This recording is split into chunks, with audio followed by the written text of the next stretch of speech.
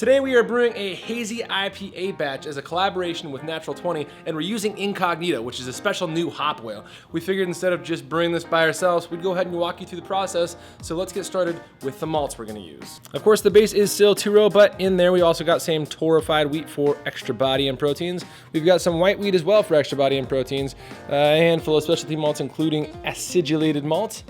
And then we're also gonna be throwing in some flaked wheat and some flaked rice. Of course, we got our rice hulls up there just so we can make sure our mash doesn't stick, but we will also be using a combination of OptiMash and Visco Buster. And basically what's happening, we're gonna take these grains, throw them into that mill up there. It's gonna go up that auger into our mash tun, and we are going to be rehydrating the grains through that grist hydrator at the top. All right, we are all mashed in, as you can see here. Everything's going. The Visco Buster and OptiMash seem to already be breaking down some of those beta glucans. It's gonna thin it out a little bit, but hopefully we'll still end up with enough proteins in there to make sure that it's nice and hazy. So Visco Buster, we can actually see what's happening right now on this. Visco Buster breaks up the proteins in there and makes it so you have a more flowing mash. And inside of the mash here we have all these wonderful separated proteins that I just squished out. You can see all the good proteins in chunks floating on top, and that's what Visco Buster is doing. Instead of coagulating together and creating channels and layers, it's breaking it apart.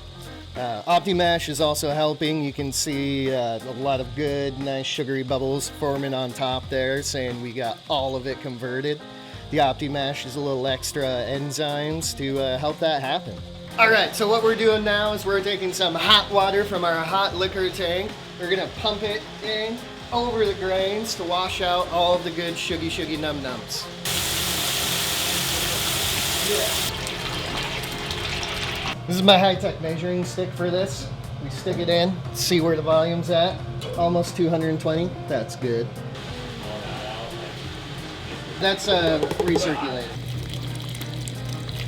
Go Firm, this is actually yeast rehydration nutrient. So this is gonna help our yeast get back up alive and be awesome. Close mash empty. Great things to mix from beers, but.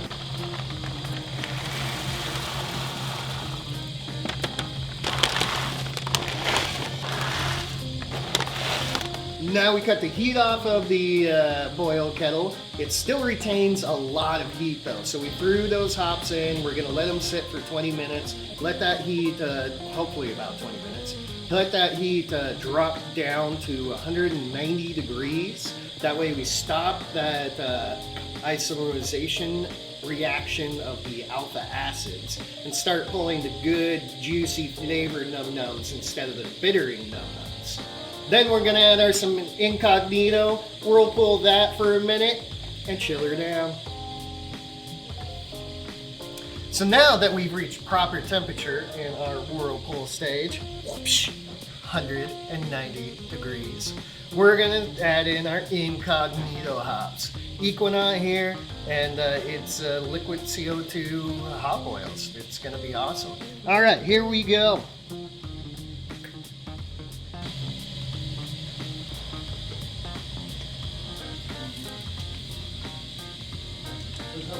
So now we are done with the whirlpool. It has cooled down enough. We got enough good num-nums in there. So we're gonna cool it down, oxygenate it, and throw it into the tank. So we're taking the beer from here, underneath my feet, to that fun little thing back in that corner back there, which is a heat exchanger. We're basically gonna take a really hot wort and turn it into a cool wort. So we can pitch some yeast in there and turn it into some awesome beer.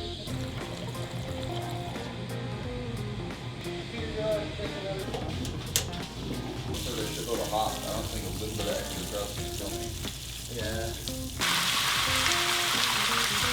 This is the Nectar yeast from Cellar Science. Really great British-ish strain, just subtle fruity notes. Should do really well with this style of beer. So we're gonna let this ferment out for a little bit, and actually during fermentation we're gonna add some sort of simple sugar like honey or dextrose just to kick that alcohol up.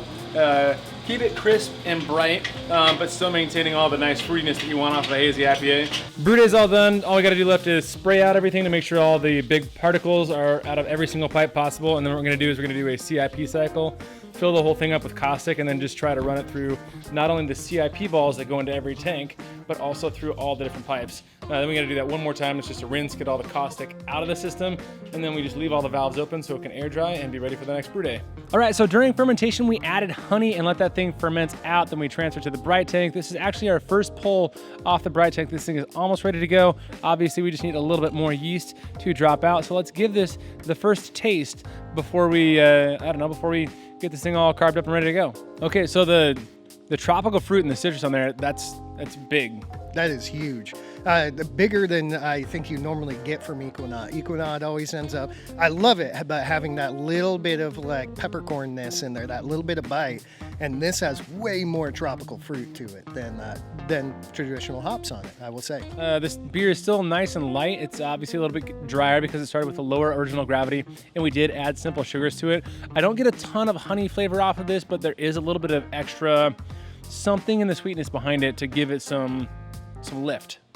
Yeah, give it some extra lift going into it, which is really nice. You're not necessarily tasting honey, but it's making it sweet fruit almost in there. More so than like hop fruit, a little bit of sweet fruit. Good bust though. Good lift. I think that nectar yeast is giving like a little bit more of an Englishy kind of push to it. I like the soft fruitiness that it provides. I like the fact that it lifts up some of the tropicalness of the Equinox hops. And then with the actual using Incognito yeast, I think it's really cool because we got pretty much full yield out that we didn't lose a lot to hop absorption with using the Incognito. Yeah, it was surprising looking into the top of the fermenter after we transferred it in to pitch the yeast, how far up it was. And I knew we didn't lose that much because, looking into the kettle, there wasn't as much on bottom, but it was crazy. That was definitely worth the Incognito by itself. Nectar, we had been reading, it's different than any other English strain, but a lot of people have been rating it close to London Ale 3 or Juice from Imperial. And I'd say that's fairly accurate. It gets those big juicy notes in there, but it is just a little bit more traditionally bready, like SO4 is in there. More English traditional than I would say London Ale 3 or Juices. I really like how it pushes forward that malt character. And with the Incognito yeast, the only thing that you need to worry about is making sure you get full whirlpool or full circulation through that Incognito yeast, because it does take time and that movement to really get it to all dissolve in there. Yeah, when we first added it in, we definitely added it on the top of the whirlpool, and it kind of sat there for a while. We had a big, powerful pump, so it mixed it in really well, but it did sit on top for a long time, and I think there is much better ways to infuse that into it. We'll have to experiment with that. A little more Incognito. If you liked this video, if you liked exploring what we do on the big scale, if you liked exploring new products like the Incognito hop oils, let us know in the comments below. And that pretty much sums up this video, but please give us your thoughts. We'd love to hear them. Reach out to us on Facebook, follow us on Instagram, and obviously subscribe to this channel if this is something that interests you. And we will see you next time. So cheers.